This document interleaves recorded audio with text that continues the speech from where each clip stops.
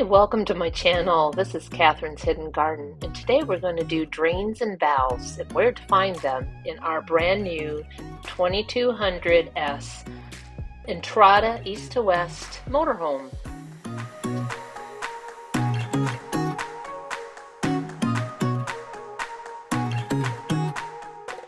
So being first-time owners of a motorhome, we scoured the internet to see if we could find if there was any information about how to do these drains.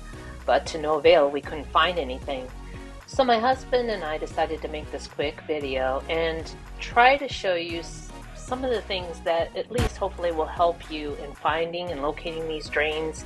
And then we also kind of go through winterizing it as well. So here's my husband, Steve. So we got our new camper and we had some few minor issues with it, so we got to take it back to the dealer. So it's the end of October, tomorrow's Halloween, and they say they might keep it for 3 weeks. So now you got to winterize it, you know, kind of a baptism under fire thing. So I was reading all the manuals and watching YouTube videos and stuff just to get a clue about winterizing, and discovered that everybody says that usually your valves are easily accessible, or there's caps underneath your low point drains and stuff. And so I looked on this one, and this is a 2023 Forest River Entrada 2200S, and there's lines coming out, but there's no valves by the lines. So I found right here, oh, this is my fancy, I don't have one of those things you roll around on. So this is my fancy little kind of portable thing I can slide my back on without rubbing on the driveway. Anyways, this piece of Catherine's insulation that she uses when she does her figs for her garden. And so I got underneath and I found the freshwater one is here. So that's where it comes out. There's no valve around it. And I I slid around underneath this thing all over the place and could not find a valve anywhere. We're sitting on the passenger side, and the other thing that's always mentioned is that you need to make sure your low point drains are drained. Well, again, I got underneath this thing. I'm sitting on the passenger side now, and here there's 2 lines coming out underneath here, right in front of the rear wheels on the passenger side, but there are no valves visible. So there's the 2 lines coming out, just like they say, hey, you're gonna have 2 lines, but there are no valves with them. So my brother has extensive experience with RVs. He's had a smaller camper and he's had 2 fifth wheels. And so he knows a lot about it. So the other night he came over to help me try to find these valves. Well, we did find them eventually, but not with any help from the manufacturer or the manual. We dug around until we figured out where they were at. So let's go on inside.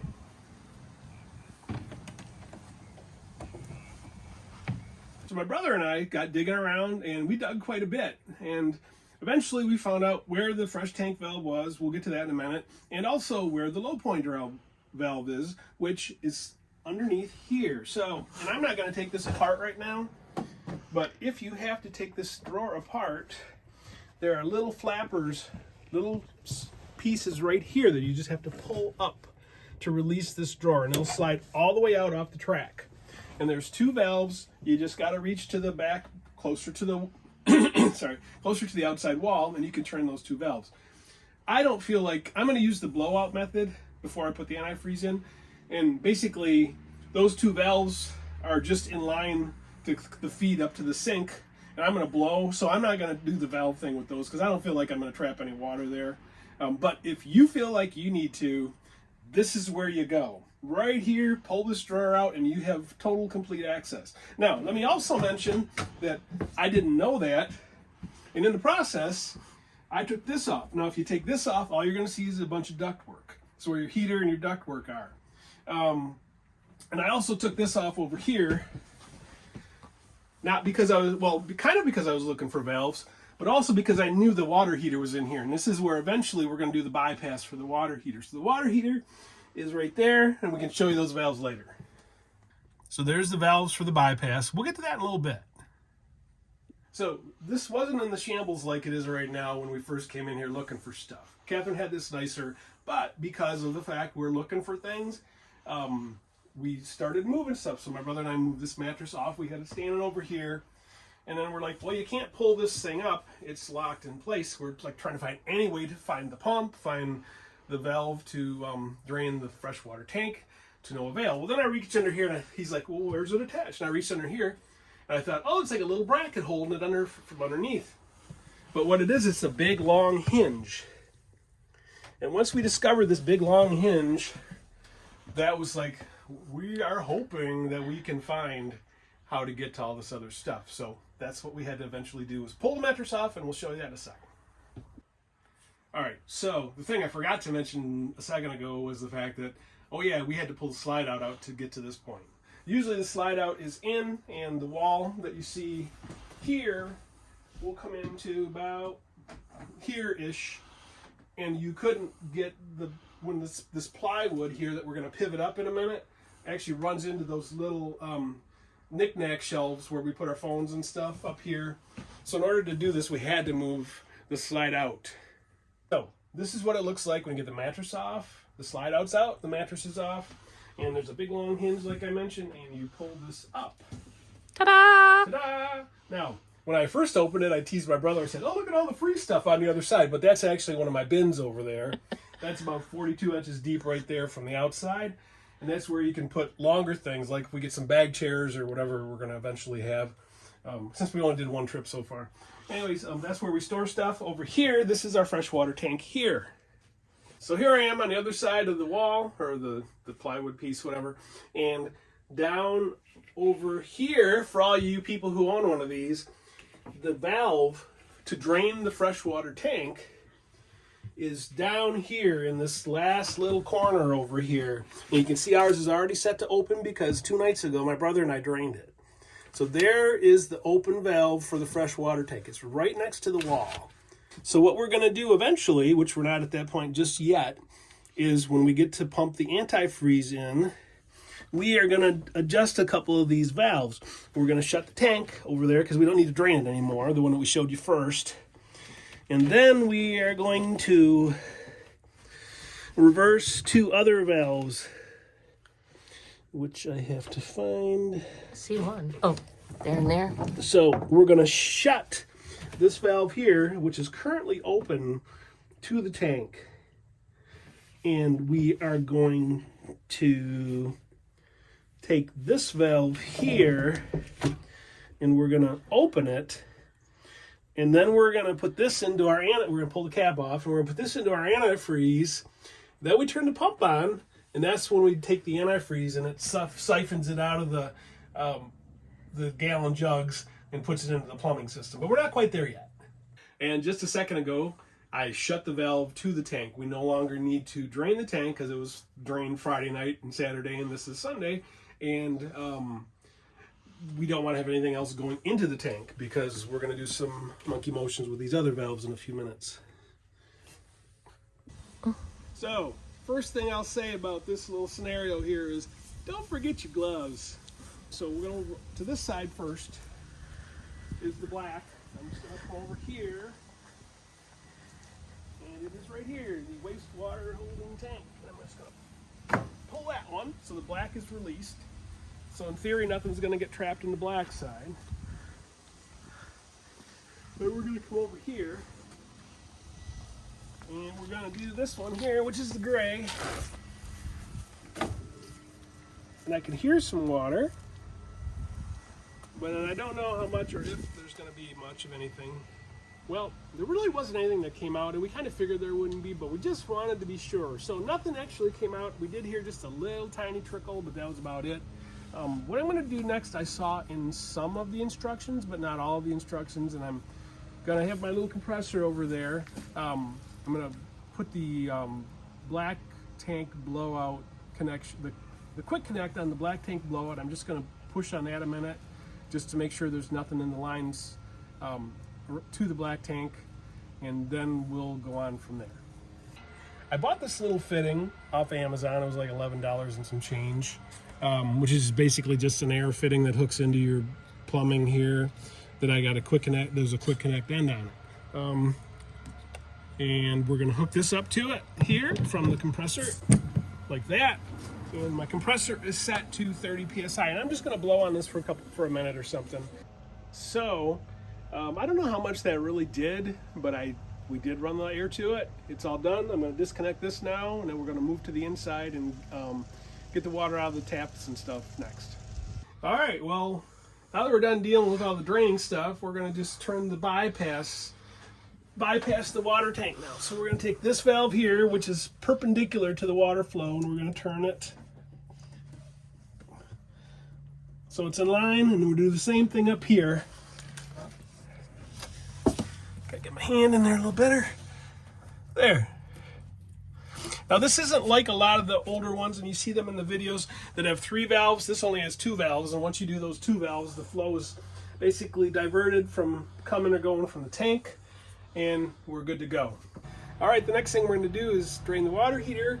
I actually went inside first, and I took the faucets and I turned them on. I put little bowls underneath so any water that came out of them wouldn't be falling into the drain again, because I don't want to put more water down the drains if I can help it. But now we're going to do this. So to get ours open, we have to do this little trick here. It's just a little release. You just turn it sideways and it comes out like that.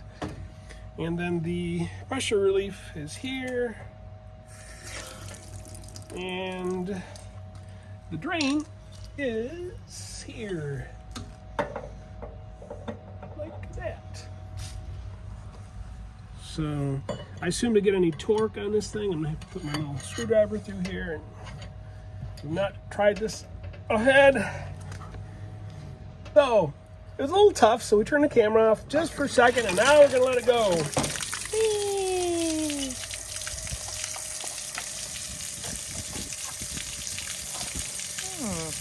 And our tank is a 6-gallon tank. So, and we've only had it for 10 days, so I'm not too worried about sediment. But I did buy a little sediment cleaning wand for my hose that I can attach on the end. But all we gotta do now is wait for it to drain. Now that it's done draining, I'm gonna push the relief valve back, and I'm gonna put this guy in here, the anode in here, and just get it started a couple turns. I'm not really trying to get it started. There it goes. There, now I got it started.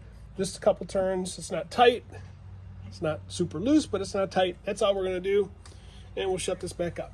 All right, well now we're gonna go to the panel, turn the pump on for around 30 seconds. We've already opened up the faucets. There's bowls in the drains like I'd mentioned prior. And we're gonna let this run and try to get all the water out of the lines that we can using the pump.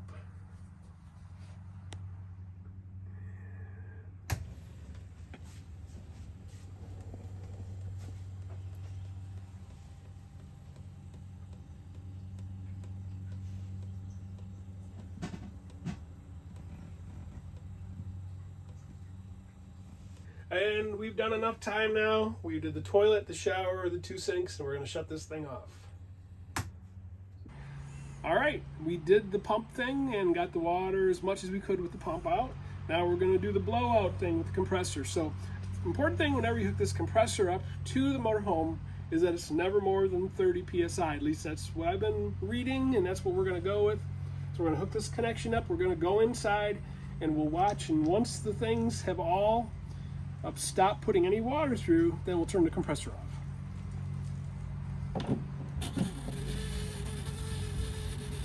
So that little valve you can see to the left side next to the freshwater tank, that has to be closed. And then the one that's over kind of closer to the pump right there, that one has to be open, and that allows it to siphon out of the antifreeze. We bought the antifreeze at our local grocery store for $3.99 a gallon, and we bought hopefully more than we needed, because we honestly don't know exactly what we need. Plus, once we're done siphoning, we're going to put some down each drain.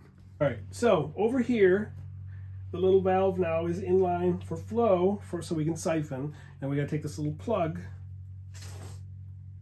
out of the out of the end of this line here, and we already opened the top to that, but it looks to me like I need to have another fitting connection for that, and I don't have that. So this hose has a fitting on the end of it, and I don't have a fitting that goes into the antifreeze, so we got a bucket that we cleaned out, and we're just going to try to siphon out of the bucket. So a little different, not what we hoped for, but should work. I'm videotaping stuff. I guess it's, oh, Oh my God. Why is there so much water in there? I gotta stop. Yeah, I see. All right, so we got the lines filled by doing the pump thing. Now we're just gonna put a couple cups of stuff down each drain, make sure all the traps are full. So do that, and we'll come back and we'll wipe them out, make sure there's no antifreeze left laying there in case it stains. I don't know that that's true or not, but I just want to make sure. So we'll do this, and then we'll just finish up. That's it. I hope this video is at least helpful in finding the valves, because we had an awful time figuring that out, and hope it helped. Thanks. Bye. Steve and I just want to thank you for watching our video, and we hope it was very helpful in locating those tricky valves. And by all means, do your own diligence in doing your research on how to do the winterizing on your motorhome. We just thought we'd throw in our first time ever winterizing one, and we wish you all safe travels.